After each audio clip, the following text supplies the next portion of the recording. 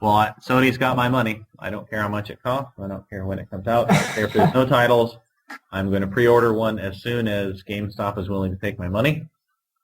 And I'm going to love it, even if the games suck. So I'm a diehard. So this time around, we're going to skip create tips.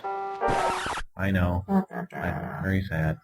But we have a really good topic that we'll talk about next time. So you'll just have to wait until episode 5 to find out what that is. So we're going to move straight on to general gaming. Mm-hmm. This is a topic near and dear to my heart because I am working on programming for this platform right now. Which is very exciting. And to be honest, I'm kind of a naysayer on this platform. And I'm finally slowly coming around. I still have my doubts. I still do turn up my nose. But this is, what are we going to call this? Smartphone platform? Or are you going to call it Apple iOS? So iOS games, they tend to be oriented towards a casual gaming audience, right? Mm-hmm. So, for example, my wife loves them, which to me is, okay, how much Cake Mania can I actually play? It's mm-hmm. fun. Our little arcade games. I don't think the touchscreen is very good for most types of games, but for some types, they are superb. Mm-hmm. Have you played Infinity Blade yet? You're going to yell at me because I haven't actually bought it yet. I did get Epic Citadel, and I downloaded it and I played around with it. We were both talking the other day, and you told me to pick up this Transformers G1 Awakening, I think is what it's called. Yes. And I told you to try Epic Citadel, and those were both free, so I can't be too hard on you for Infinity Blade since you actually have to pay for that.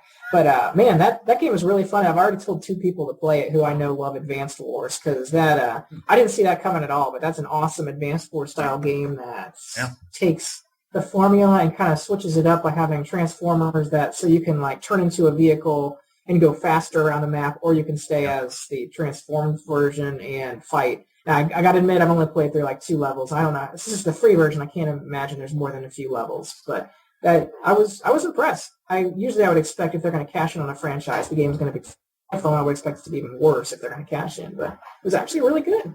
Yeah, well, I'm glad you liked it. I thought they did a good job with it. I like the cell shading and the it's a little short. I'm kind of a little hardcore on the Advance Wars, so for me it was pretty easy. Mm-hmm. But when you get to the end and there's like special missions that are pretty well impossible, I really enjoy those. Those are good. So of all the games you played on iPhone, what's your favorite? So the one that I just got yesterday, which I know we were talking about before we started recording, mm-hmm. Which I didn't even know existed, is Puzzle Quest 2. It is now officially my very favorite game on iOS, period. Now, I forget if I asked you this when we were talking earlier. Had you played the original Puzzle Quest? Oh, yeah. I played the heck out of the original. You knew what you were getting into. Oh, yeah. Toss out the games that you would advise anybody to buy. Just like a few games, like if someone said, all right, I got $15 to blow on the iOS or Apple Store, what should I get? What would you tell them to get? So for sure, it would be Transformers G1. Excellent Advance Wars clone that we already talked about. I would say Puzzle Quest 2. I can't speak for the iPhone version. It's actually rated very low on the App Store. One of my very favorite games, and it's free. It's called, I think you pronounce it Haypi Kingdom, Haypi. It took me actually a good month to even figure out if the game was fun, and it actually is. It's a MMORPG that is 100% free. And it's a war-based game. So you have a city, and as you level up, you just upgrade your city, and you farm resources, and you upgrade, and you farm resources, and you hunt treasure, and you upgrade, and people attack you, and you have to try and protect your stuff. It's a nice game. When you've got a few spare minutes, you can go in real quick and check on how things are going, upgrade a factory here, oasis there, and then let it do its thing while you're not around. That one I highly recommend. And then let's see. Have you played Angry Birds or Cut the Rope? Angry Birds and Cut the Rope are both fantastic. They don't capture my interest the way they do with a lot of people. I can agree with you on Angry Birds. I still love Angry Birds and I play it from time to time, but that one kind of lost my interest. But man, Cut the Rope, something about there's more physics to that. It doesn't seem. There's a bit of luck, but there actually is a lot more. Like you got to do it right and figure out how to do it. Whereas Angry Birds, you just like. okay, it's got to hit somewhere in here. I'll just keep flinging it. So I think I like cut the rope a lot more because, I mean, you need to have some logic behind the way you're cutting in order to actually make it work. So I would put cut the rope near the top, whereas Angry Birds is just, if you want to get in on the hype, go ahead and pick that up because it's cheap. There's one that I forgot, Pinball HD. I think it's simply called Pinball HD. It's one of the best pinball games I've played.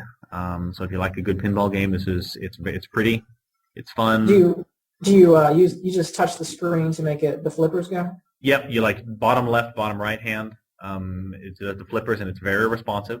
And the games themselves are fun, and so it's playable. And there's mini games and like missions, and there's like 3 tables. There's like a jungle one, a Wild West one, and like a submarine one. And there's like an alternate one you can buy. I think I haven't checked that one out yet.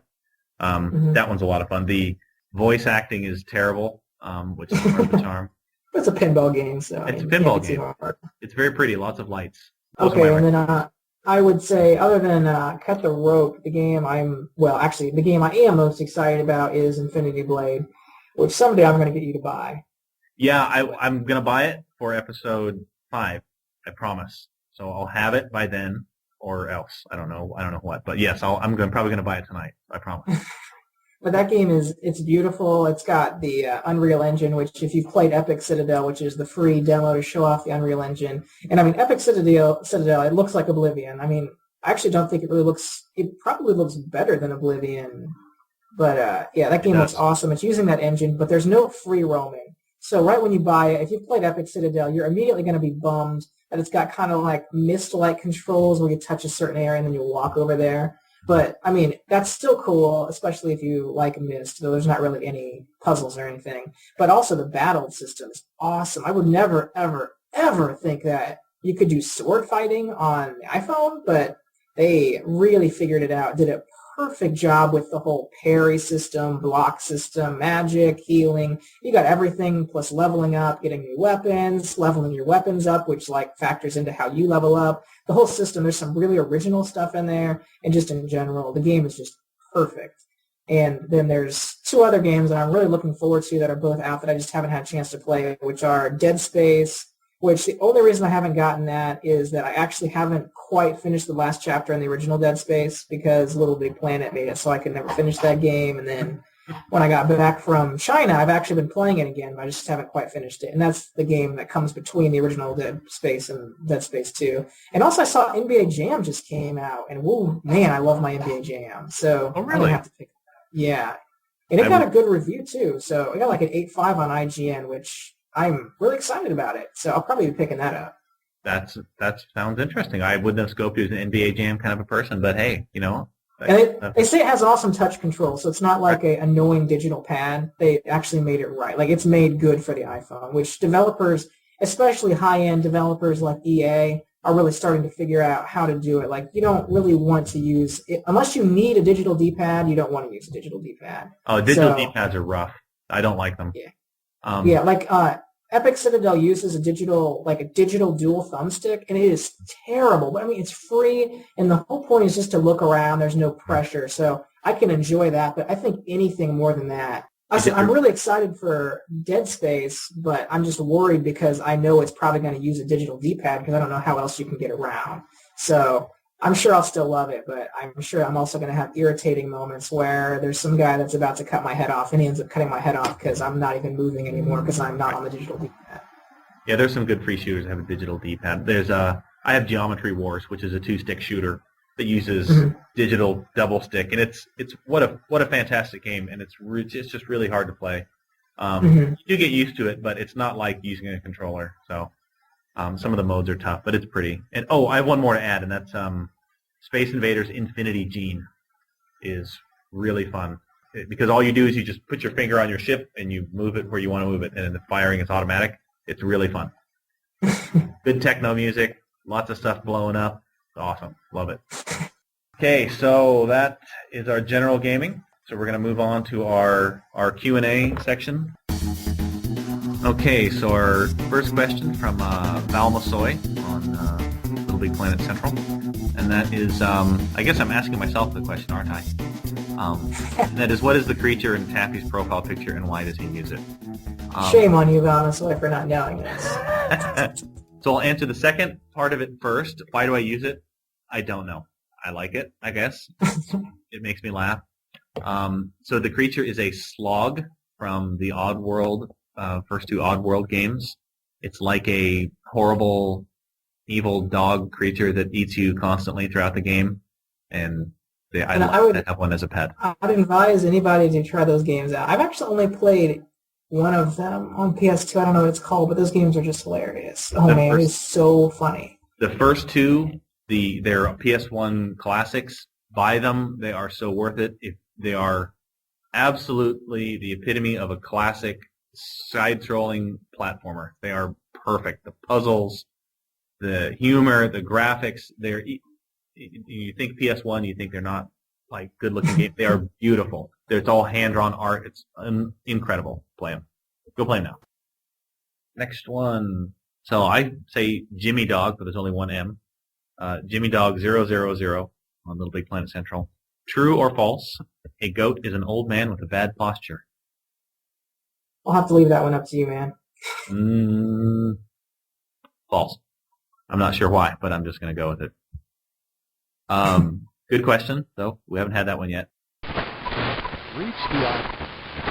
Okay. After some technical problems and the magic of editing, it's now several days later. So, is the hoarder a guy? Well, I don't know if we're allowed to go out and say this, but I'm going to step out on a limb here and say that, yes, the hoarder is a guy. I think he probably is, and we'll probably receive our usual beating for that. But yeah, I'd say he's a guy. I'm not going to check, but. All right, and then for our final questions, they are from Night Angel. First question is, do you think LBP2 PSP, if there is one that is, will have co-op online support? I would say that they pretty well have to. I think they will, because that was the one big concession they made with LBP PSP, the first one, is that there was no online gameplay. And they knew that was a problem, but it was really literally the only way they could get the game engine to do what they wanted to do.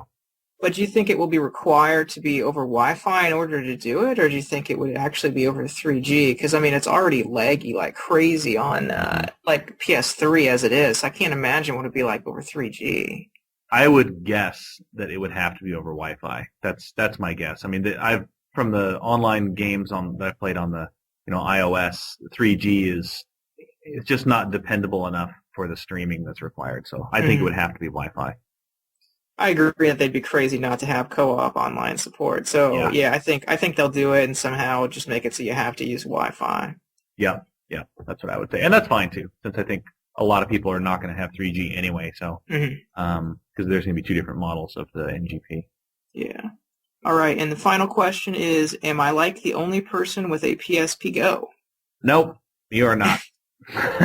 And I actually was going to make this one of the topics of the podcast an episode or two ago.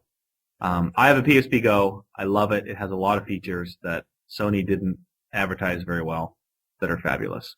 The dual analog sticks. So if you play a PS1 Classic and you connect a Bluetooth controller, you have dual analog stick control on a PSP. Wait, that's only with the PSP Go? Yep. Oh, for some reason I thought that was with some older ones, but I mean, I have no idea. It probably is only with the Go.